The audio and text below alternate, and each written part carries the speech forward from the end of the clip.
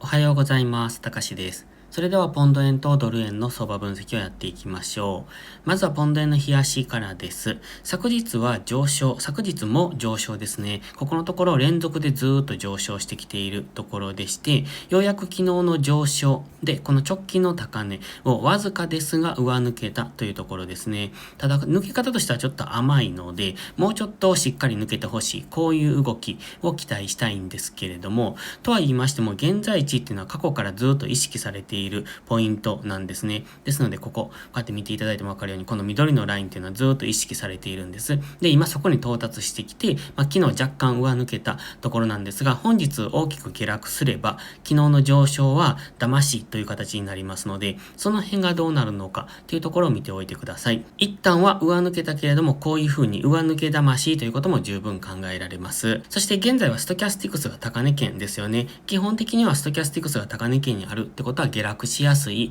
地合いには入っておりますので、ここから上昇についていこうと思っている方は注意が必要です。では4時間足です。4時間足の GMMA が今ここにあるんですが、かなり乖離が進んでいるんですね。そう考えるとここを埋めに来る可能性が十分ありますので、こういう下落ですね。で、よくあるのが、こういう風に GMMA に全然接触しないで上昇してきた場合っていうのは、急落をする、もしくは結構大きめの下落になっていって、本来ですと GMMA にサポートされて上昇する。ここみたいな感じですよね。GMMA にサポートされて上昇するっていう動きをしがちなんですが、そうではなく、これだけの急激な乖離がある場合は、ここを下抜けていく。この場合ですと、こういう動きですよね。下抜けていくっていうことも十分考えられますので、そしてストキャスティクスはずーっと高値圏に張り付いてますので、ちょっとここからの動きは注意が必要ですね。とは言っても、基本的には今上昇トレンドを継続してますので、先ほど下抜ける可能性を言いましたが、もちろん下抜けずに反発するってことも考えられます。ただ、やはりこういう動きをしてきたときは下抜ける可能性が強いので、下落に動き出したときは注意をしてください。では、1時間足です。とは言いましても、1時間足も綺麗に上昇トレンドを作って、昨日も1時間足の GMMA から反発してますよね。ということは本日もこういう動きが想定されますが、やはり先ほどの4時間足はちょっと気になるところですので、本日大きめの下落に入っていく可能性は考えておいてください。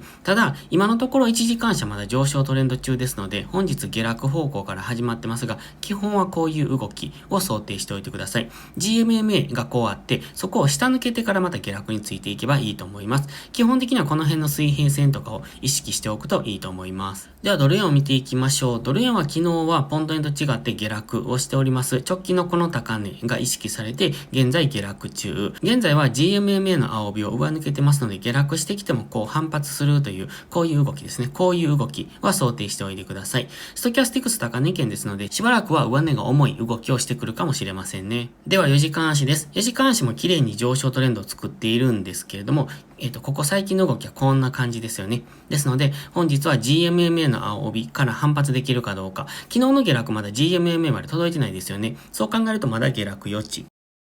こんな感じのイメージができますので、まずは GMMA ぐらいまで下落してくるかどうか。ストキャスティクスはそろそろ安値圏ですけれども、まだちょっと距離があるので、本日も終日下落方向に動く可能性は考えておきたいです。では1時間足です。昨日の動きはこう下落トレンドを作ってきているんですね。この下落トレンドが本日も続いていくのかというところですね。そうすると4時間足の GMMA ぐらいまで下がってくる可能性があります。一旦ストキャスティクスは今安値圏にありますので、一度反発しやすい試合ではあるんですが、基本的にこの白い水平線を上抜けるまでは売り圧力が入りやすいと思っておいてください。なのでこの水平線を上抜けると押し目買いがしやすくって、現在のこの赤い矢印っていうのは GMMA からの反発をイメージしているんですけれども、ちょっと今日もまた弱いですよね。ということはやはり昨日のこの下落トレンドが継続している可能性。そうすると戻り売りという、そういう動き方を想定しておいてください。そして黄色のこのゾーンぐらいまで下がってくるとそこからは反発しやすい。黄色のゾーンを下抜けるとまた大きく下落というそんなイメージができますので、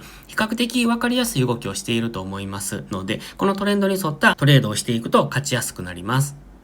それでは本日は以上です。現在使用しているチャートはトレーディングビューなんですが、非常に使いやすいチャートですので、使いやすいチャートをお探しの方はぜひ一度ご登録してみてください。無料で登録ができます。概要欄に URL を載せておきます。また、ノートのメンバーシップ会員を募集しております。毎朝講師の詳細な相場分析、そして週末の FX スキルを向上させるための限定動画などを配信しております。お忙しい方でも、毎朝の配信を視聴するだけ、ながら聞きをするだけでも、FX の知識が増えるような内容になっております。まずは聞くところから始めてみてください。FX を基礎から学びたい、もしくは学び直したい方はぜひご利用ください。それでは本日も最後までご視聴ありがとうございました。たかしでした。バイバイ。